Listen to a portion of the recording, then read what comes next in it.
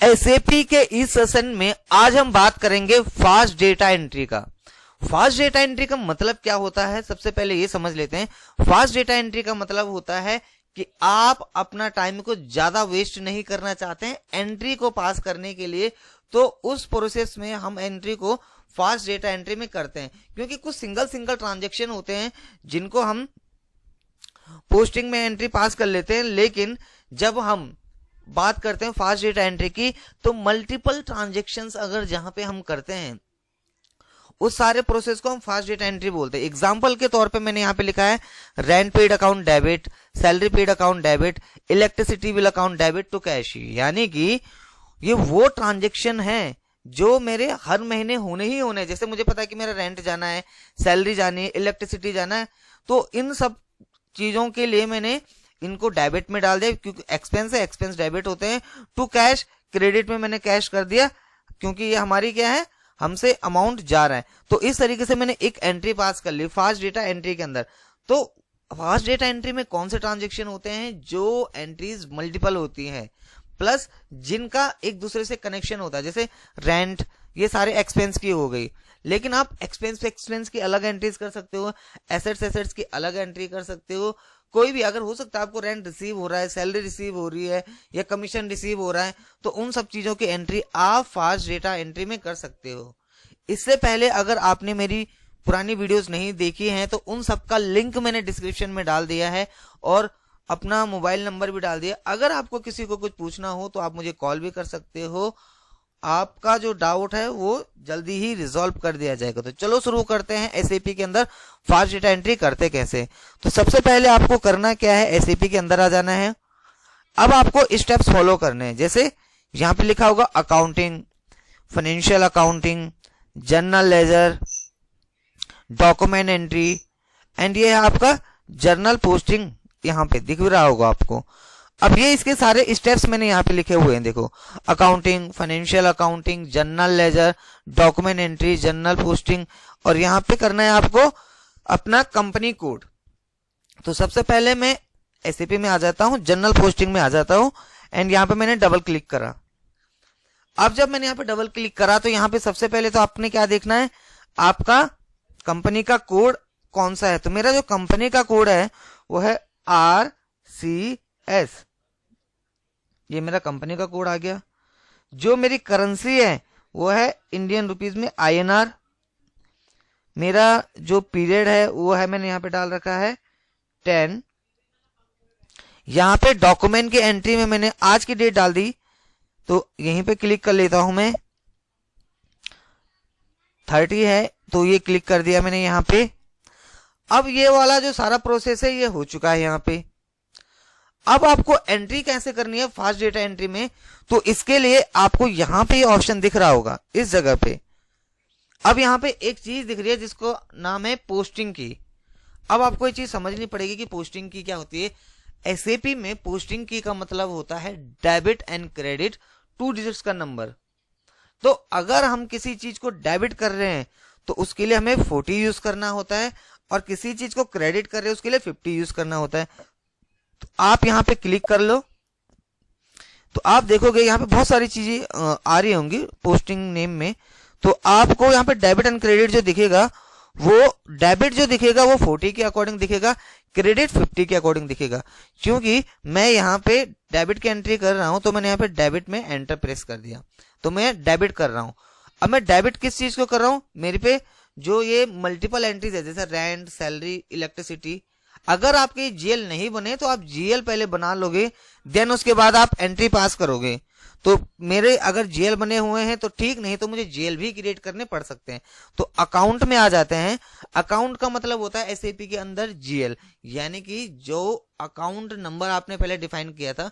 मैंने आपको क्लास में बताया था कि हम अकाउंट ग्रुप डिफाइन करते हैं जिसके अंदर हम assets, liability, income, share capital, expense, ये 5 कैटेगरीज हमने बनाई थी। तो उन्हीं के अकॉर्डिंग हमने जीएल भी क्रिएट करे थे। तो अकाउंट पे जाना है, इस जगह पे क्लिक कर लेना है। उसके बाद आपको यहाँ पे चार्ट ऑफ अकाउंट आ जाएगा। तो हमेशा अपना चार्ट ऑफ अकाउंट जरूर डालना है आपको। मेरा है RCLT। अगर चार्ट ऑफ अकाउंट नहीं डालोगे और विदाउट चार्ट ऑफ अकाउंट आप एंट्री करोगे तो मैं आपको दिखाता हूँ क्या होगा। तो जब आप यहाँ पे एंटर मार दोगे तो जितने भी एसएपी के अंदर जीएल बने होंगे वो सारे यहाँ पे आपके पास आ जाएंगे, देखिए आप लोग। और इनके अंदर आपको अपना ढूंढना बड़ा डिफिकल्ट हो जाएगा। तो इसीलिए जो आपका काम होना चाहिए वो क्या होना चाहिए कि आप यहाँ पे क्लिक करो, अपना चार्ट ऑफ अकाउंट डालो यहाँ पे, देन एंटर करो यहाँ पे। अभी आपके चार्ट ऑफ अकाउंट की देखो हमारी एक लिस्ट खुल गई है जीएल की। इसको मैं थोड़ा सा साइड कर देता हूं।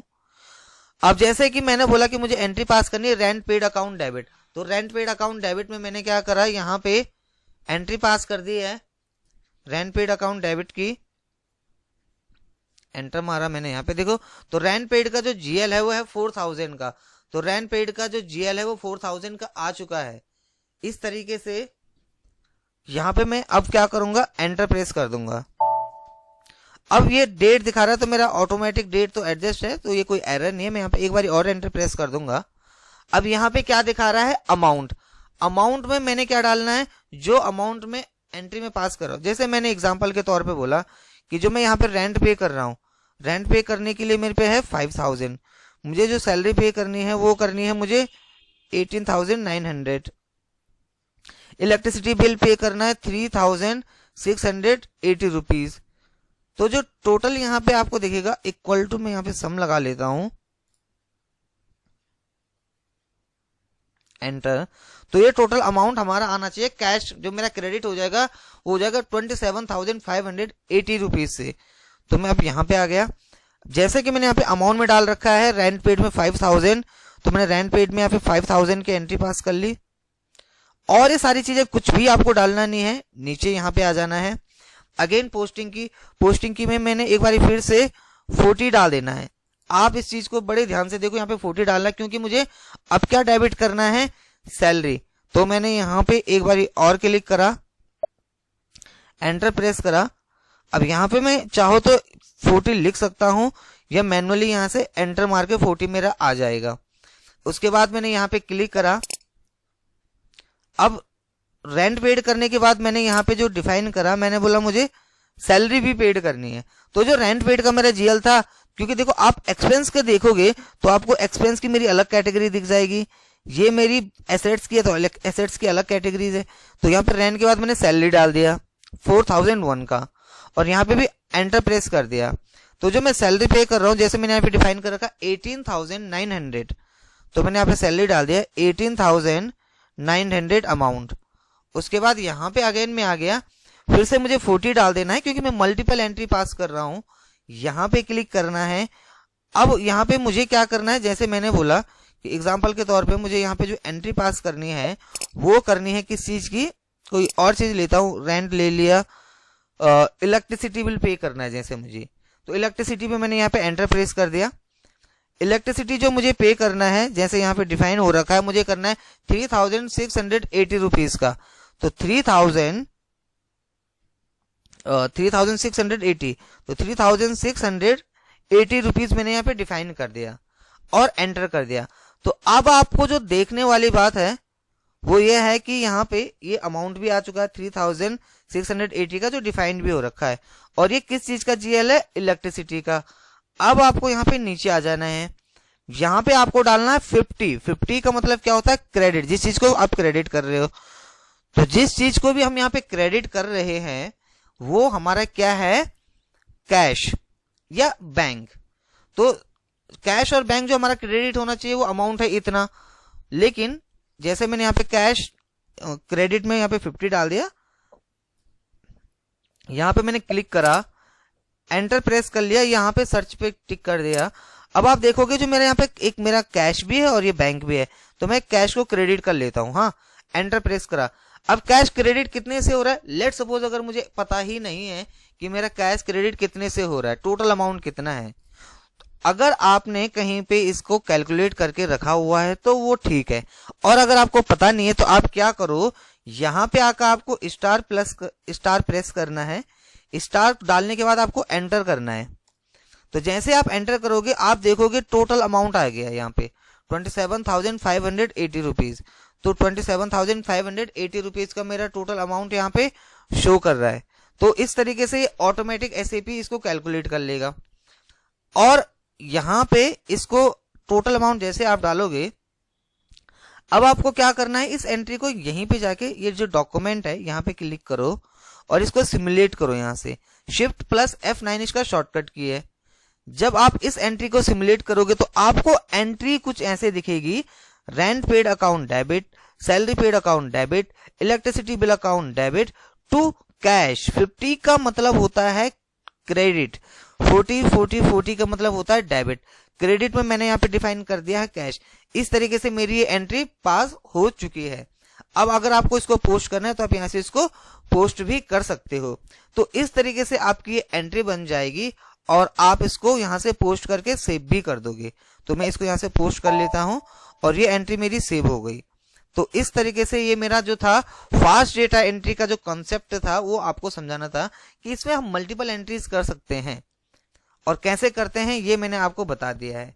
तो अगर आपको आज का सेशन अच्छा लगा हो तो प्लीज लाइक करो, शेयर करो, कमेंट करो और अगर आप चैनल पर नए हो तो चैनल को सब्सक्राइब कर बेल आइकन जरूर प्रेस कर लें ताकि आपको मेरी नई वीडियोस की नोटिफिकेशन मिलती रहे। और अगर आप में से कोई ऐसा है जिसको SAP का कोई भी चीज समझ नहीं आ रहा है वो मेरे से कंसर्न कर सकता है, मेरे से पूछ सकता है। नंबर मैंने डिस्क्रिप्शन में दे दिया है, वहां पे आपको सारी वीडियोस के लिंक भी मिल जाएंगे। अगर आपको कोई चीज समझ नहीं आ रही है आप मुझसे पूछ सकते हो। So thank you so much, keep on practice.